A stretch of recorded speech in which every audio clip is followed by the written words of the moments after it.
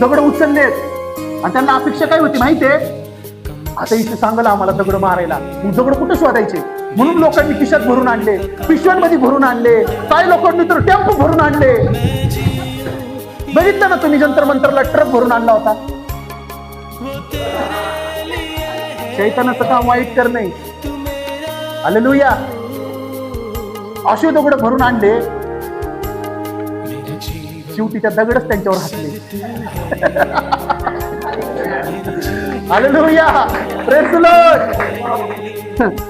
मी हे वाचताना मला परमेश्वर बोलत होता, जे दगड त्यांनी भरून आणले होते तेच दगड त्यांच्यावर हसत होते.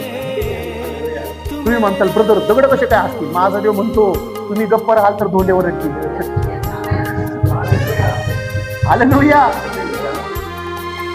लोकांचे निंदा करणारे, लोकांचा न्याय करणारे ते कधीच खुश राहणार नाही.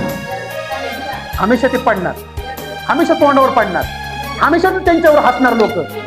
आणि मी म्हणतो हळूहळू बोलणारे. कसे बोलणारे? हळूहळू बोलणारे, खुसूर खुसूर करणारे.